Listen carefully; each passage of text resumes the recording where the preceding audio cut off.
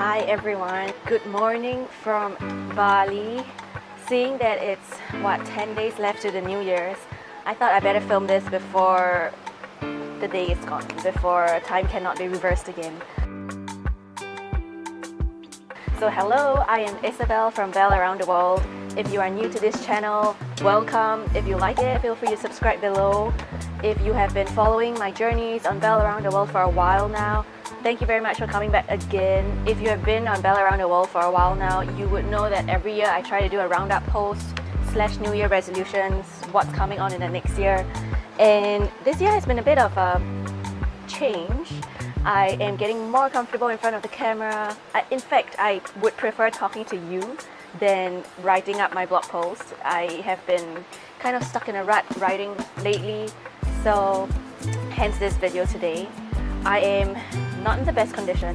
My hair is dry and tangled from all that water in the sea and the sun. My ear is blocked from freediving the past weekend. My arms are sore from surfing every day. So, pardon my mess.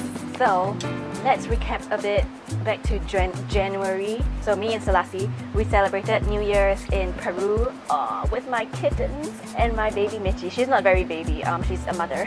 But I realized my cat mom dreams in Peru, which I'm so thankful for. And also, it makes me really want to settle down and have cats. Anyway, and then we went to Dominican Republic where, that was in February, we spent a month there traveling, not working at all, where I got burglared in an Airbnb. What a fitting day for a roundup post. Hey, it's raining cats and dogs now. Anyway, after Dominican Republic, we went back to Costa Rica because Selassie had to resume his studies and go back to his real life back in Costa Rica. So I stayed in Costa Rica for as long as I could. Honestly, it feels like home. Maybe because Selassie was there, but also the hospitality that the Costa Ricans, the Ticos there have, they are just remarkable. It definitely makes me miss home a lot. Now that I'm in Bali and seeing the waves, seeing the ocean, I really miss Costa Rica a lot. I was only able to stay there for 3 months because of visa issues. And I thought that since I would have to leave Latin America, I might as well make a stop to Guatemala. So I spent maybe 2 weeks there, which was short and sweet. I met up with my friends from Guatemala, which is amazing. They are very hospitable. This is seriously some rain dance going on. Crazy rains. Also, it's the monsoon season. So rain is expected and it hasn't rained in a while. So I welcome the rain, except now I'm all messy and wet if I am not already. Leaving Costa Rica was very difficult because I had been with Selassie since the beginning of my digital nomad journey. Well, let's rewind a bit more. It was all thanks to Jeff's support and encouragement that allowed me to take the courage to leave Singapore during the pandemic on October 2020 and buy a one-way ticket to the US. That itself was fraught with a lot of misadventures because I was detained in Osaka airport because, it wasn't really because of COVID, but foolish me forgotten that I had changed my passport and I didn't update my Aosta passport number. So I had to reapply for an Aosta, and so I was held there for 24 hours and I had to pay a hefty $800 because they had to hire someone to look after me, make sure I don't escape overnight. So that was uneventful. It felt like everything was against me traveling. But anyway, I made it through, stayed in Jeff's RV, had the best almost 3 months of my life. Well, it's not the best, there's so many best moments. But yeah, thanks to him I was able to get out of Singapore, launch this whole digital nomad lifestyle where I have not gone home for over 2 years. And he really helped me kickstart this journey where I didn't have to be alone. And I was really fortunate to have met Selassie in Costa Rica when we did our Costa Rica trip with Jeff and Kate, which, because of some turn of events, led to him being able to follow me throughout Latin America for the whole of 2021. I have written about the Costa Rica love story on my blog post, which you're free to check out. I will place the link below. It was really quite a crazy love story because we were never meant to be together and we had such a good time together, like a whole 400 plus days of living together. First, I had never ever been on such an extended trip away from home. And second, I had never been living with someone for so long. So for someone whom I've met for maybe just 10 days, because he was my surf instructor and hanging around in Tamarindo together a lot, we kind of developed a bond, a connection. We got along really well together. I invited him to Mexico after Costa Rica, well, after getting detained in LA airport. That's another crazy story which I have a blog post about, and I can link it down below as well. So because of being detained in LA and being deported back to Costa Rica, I got to spend a couple more days with him, a couple weeks, maybe 1.5 weeks more with him, which on hindsight kind of feels like it's all fated. I really believe that, there's a reason for everything that's happened to us, adventures and misadventures, downfall and misfortunes and all of that. So yeah, long story short, even though I seem to have a bit of misfortunes with border controls and all of that, I have kind of a phobia of crossing borders now. The past year and a half feels like one chapter has gone, because I had to transition from traveling with a partner, doing grocery shopping together, speaking Spanish together, surfing together, and all those crazy adventures together, to now transitioning to solo travel. So that's what I did when I left Costa Rica. It was such a bittersweet goodbye, I swear. I hate goodbyes. I'm still, after being on the road and having people cross paths along with me all the time, I still suck at saying goodbye, like I am now in Bali. Anyway, so I left Costa Rica, left him to move on to Guatemala, spent 1.5 weeks there. It was kind of my post-breakup trip before launching on to other adventures in Europe. That was really fast-paced, the Guatemala trip, but my friends at Guatago, they were absolutely amazing. They arranged everything for us. Me and Rafael from Journey Wonders, we had such a good inside look introduction to Guatemala, and that is one place I definitely want to go back again. Another eventful thing happened. So I was trying to book my flight from Guatemala to Bulgaria, all the way in Europe, and because it was like a United Air flight and it passes through the US, and I no longer have access to the US, let's just say that, plus with all the COVID requirements and all that, I had to cancel it last minute and book a flight like 1 week before the trip. And I've also had to change my schedule in Guatemala, so that was stressful. I think I was tearing a little bit because of how stressful it was, and the flights were so expensive because I booked it last minute. It was $1,000 one way. So yeah, I transitioned to traveling solo, going to Bulgaria for Bansko Nomad Fest. This was actually the first time in my 8 years of blogging that I immersed myself in a community of similar-minded people. Before that, I was always just traveling on my own, planning my own trips, traveling with friends, meeting travelers along the way. But this was a different case because I was meeting people who already thought the same way as me. They value lifestyle freedom, they value well-being, they enjoy travel. It's by default, everyone loves travel as a digital nomad. We were able to talk topics like, which cities are the best for living long-term, like a couple months. We were able to talk cost of living, we were able to share stories, we were able to bounce business ideas. So all of them were very entrepreneurial, and that's what I loved. It was very refreshing, because as a solopreneur, you sometimes get stuck in a rut, you don't have ideas, you don't have someone to bounce ideas with. So that little community that I forged and formed in Bansko was really close to my heart, and we were able to do so many things together because we were based there for a while. I stayed there for 1 month. Like acro yoga, different events, barbecue, hot springs, campfires, things like that. So thank you Bansko Nomad Fest for introducing the nomad community to me. Now I have, even more friends that are traveling around all the time, and we're always a text away, like, hey, where are you now? Oh, I'm in Chiang Mai, do you want to come?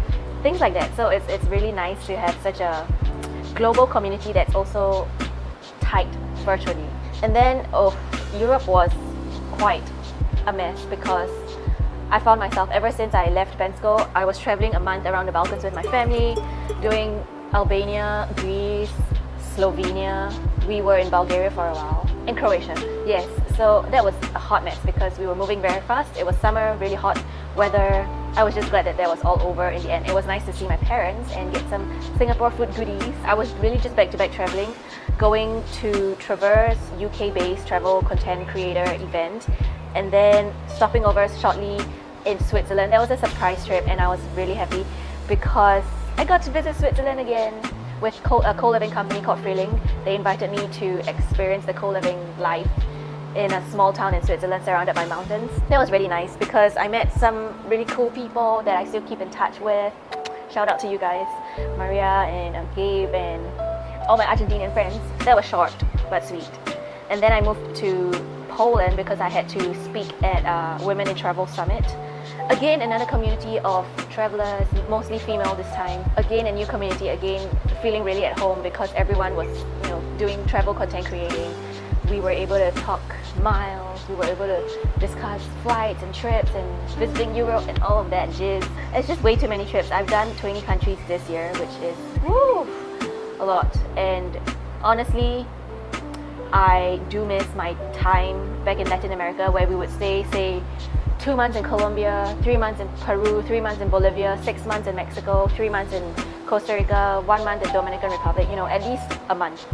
That was reasonable time. But in Europe this time, I was moving around every few weeks. That was really hectic. It really threw me off in terms of like the routine, getting to know a place.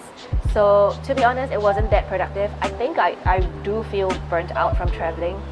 Next year is going to be much, much slower. If I can control myself, I need more discipline. So the minimum period that I would like to stay for in a place is at least 2 months, ideally 3 months. Had to stop for a tea break and hydrate. Also, I noticed a difference between traveling in Latin America in 2021 versus back in Europe in 2022. The other thing was, 2021 everyone was still not traveling because of the pandemic. I would admit nice because I was just hanging around locals. There weren't tourists, there weren't so much crazy crowd happening around. I was able to be more immersed with the locals, not having to fight my way around in crowds. Versus summer in 2022, especially in Croatia, there was no availability of accommodation anywhere. Hordes of tourists. I wasn't used to the crowd at all. To be honest, I really liked how peaceful it was during the pandemic, where we were able to just go to local grocery stores and blend in. And more often than not, I was always the only Asian in Latin America. So now transitioning from having a permanent, a partner that you can rely on, to just planning and traveling on your own right now. It has been quite a transition. It's like losing a best friend, travel buddy all of a sudden. I was just telling my friends back in Bansko because that was the first time I rented a place all to myself where I didn't have to share their place at all. Well, it sounds really nice, but when you want to just come home to someone and cuddle in bed, no one's there for you. So I did have a bit of a tough time readjusting, and I'm very glad for people like Jeff and Kate who were there, and also Stefanos. I don't know if you'll see this, but I am really appreciative of our conversations together, helping me through getting used to being on my own. Friends especially, I really, really, really, really value friendships a lot, especially because this road can be quite a lonely one. I really have never placed more importance and more emphasis on friends than I do now, especially because now that my friends are all around the world, literally, each reunion is all the more sweeter, and am able to express myself and share my trials and tribulations with them more, and they're able to understand where I'm coming from, so that makes our bond all the more closer. So getting back to solo traveling again, I won't lie, it hasn't been easy because now I have to cook on my own. I honestly am not cooking now much at all. It's easy in some sense because you just have to figure things out on your own, but you don't get to share the burden or the logistics of planning things together. So I definitely do miss having someone to travel with, but I won't discount the fact that it's been really fun. Like, I am able to hang out with whoever I want, connect with random strangers. I just met a guy from Cape Town after surfing at the beach yesterday, and it brought back a lot of desire to visit Cape Town again in 2023 maybe. Speaking of people, I feel like now my travel style is less about visiting places than it is connecting with people and checking out cool stays, just having a really homely stay that makes you not want to leave. Speaking of that, I've had that experience pet sitting in Bolivia, in La Paz, to 3 dogs and a cat, and boy, it really feels like home. There's board games, there's a big, large screen TV, there are bicycles, there's literally everything you need to stay in at home, cuddle with the dogs and the cat, Michi, and that really made me miss having a home base. So I feel like 2023 would be more looking for a place, a feeling that feels like home. than it is about checking countries off. Although I did check my last country count, it is at 50. So that was fun. That is cool. I definitely want to hit more countries next year, but also I want to travel slower. Yeah, speaking of people, I have been so touched by a lot of people on the road. I don't even know where to begin. Like for instance, when I got my stuff stolen by a supposed friend, well, my electronics just disappeared all of a sudden. I have written about it in my blog post, worth a read, I promise you. And this happened in Mexico. I will paste the description in the link below. My very kind friend Anthony flew over from the US to Mexico just to deliver my laptop for me, because getting a laptop was such a pain in Mexico because long duration plus Spanish keyboards. So it was almost impossible for me to get anything replaced. And then even, you know, strangers, acquaintances like Ian Ord, who was in Mexico, in Oaxaca the same time as me, he very, without hesitation, lent me a sum of money, a couple $100s, even though we had just met, to tide me through because I had no cash, no cards. Yeah, and then, you know, friends from Singapore as well, like offering help to send me stuff. So, you know, even though I've had some really sketchy situations happen to me, really trialing periods where I could have just said, oh, I give up, I'm just going to go back to Singapore, you know, leave the easy, safe life. It is through these trials and tribulations that has really shown me the kindness, the generosity of people, the unrequited kindness, seriously. And the conversations I've had with all these people, like, you know, people from all over, it's super random. Like, I would meet a Greek guy in band school and we would have, you know, the deepest conversations about everything that I'm feeling. And then I've just met this guy from the US/Mexico who is my physical therapist, who has helped me very much with the pain in my knee because of my ACL injury. I am supposed to go back home to fix it via a surgery a long time ago, and I've just been holding on to the pain with every step that I take. I went for my first session and we really connected in a way, and he has offered to help me alleviate the pain in my knee for as long as he could, for as long as we are together here in Bali. And the conversations we've had, it's just like, it touches my soul. It's so nourishing. It connects on a deeper level, and that is something that is very rare. I'm not able to have that kind of conversations with everyone. It really takes a certain someone who is on the same wavelength to be able to connect in that way. And also Marco, huge shout out to Marco, because if not for him, I probably wouldn't be filming this. Oh, let me check the sound. Yeah, he is super anal about sound, but about sound audio quality, because he is has background in documentary filming, so he is the one that has been teaching me a lot about filming. We met online. He actually paid to consult on my digital nomad life, so we really just connected on Facebook, and we've just been friends online for a good number of months before, when I was in Europe and he was in Asia, and we had only been able to meet up in Thailand in November. And just from us connecting, even though we are like 30 years apart, we are able to talk about everything. I'm able to talk about my boys. He's able to talk about girls that he's looking for in the Philippines and Thailand and everything. Oh yes, and speaking of business, 2022 has been a good recovery post-pandemic, but also the best year I've had since pre-pandemic levels. What I am trying to say is my traffic has gone an all-time high this summer thanks to all the re-optimizing of my blog traffic. I've also started doing more talks, speaking in front of large groups of people, which is something I've always feared to do. Like, SMU taught me how to present in front of groups of people and treat them like little tomatoes, but it still scares the shit out of me. So being able to speak in groups of people about SEO, about stuff that I've learned about my own experiences, has been jittery, but also a good learning experience. And it has really, you know, like my whole travel blogging journey has really evolved over the years. I used to just be this shy girl writing behind the screen. Now I'm more comfortable speaking in front of camera. So the pandemic has really shifted from writing to more video taking, like you see now, and even speaking in front of groups of audiences. So that, I feel, is a personal accomplishment for me. I have also been working the least in all of my years vlogging. Very thankful, very thankful for my virtual team who helps me take the brunt of the work. I am also very grateful for my clients who I am not actively, even though I'm not actively pursuing clients, I am still getting clients, which I'm thankful for. and being able to work with a team for that, I am incredibly grateful for, because I can go surfing at 12 noon and nobody is there to tell me I can't. I don't have to work fixed hours. I could just go on a weekend trip in the middle of the weekday.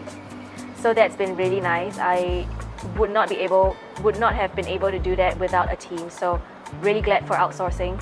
My course has kind of taken off, but also I have neglected it a little bit.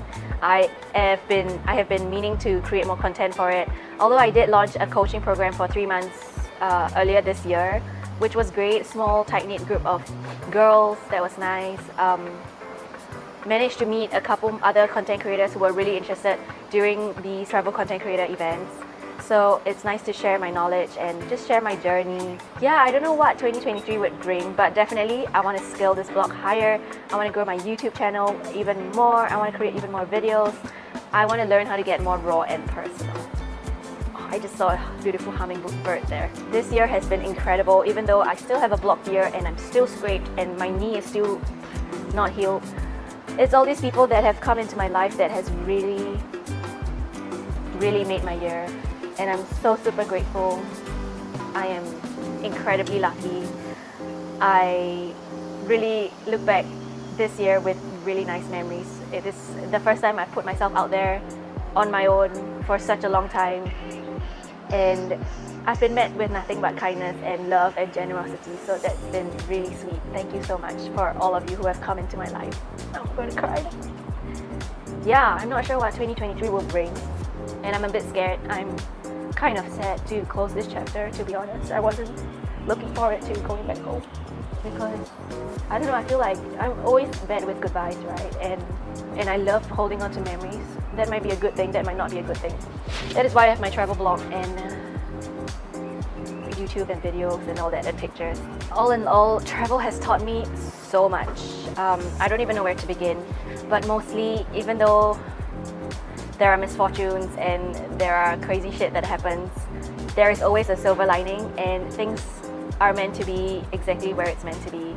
There is more good in the world than there is bad, for sure.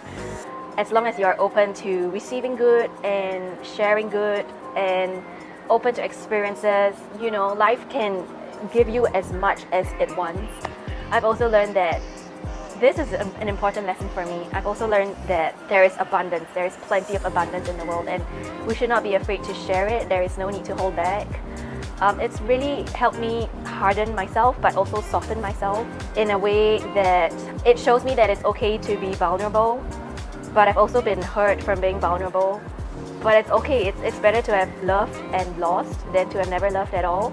Yeah, and carpe diem, because the very premise of travel is that you don't take a single day for granted. If there is something your heart desires, there's something your heart fancies, even though it might be spontaneous, it might be worth the shot. Like if I had never invited Selassie on a trip to Mexico, we wouldn't have spent such an incredible 400 days together. If I had not been open to experiences, I would not have experienced the Argentinian family that is in Tamarindo, Costa Rica, or all those crazy heartwarming experiences I've had. So thank you 2022, and I look forward to I'm not sure if I'm prepared for 2023, to be honest.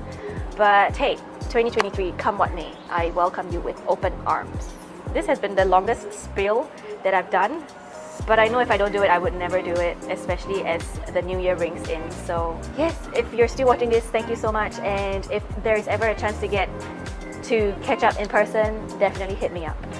Let me know what you think in the comments about long videos such as these. I am not used to filming long videos at all. I'm not used to showing my face to the world. Yeah, let me know in the comments. Thank you. See you in the next video.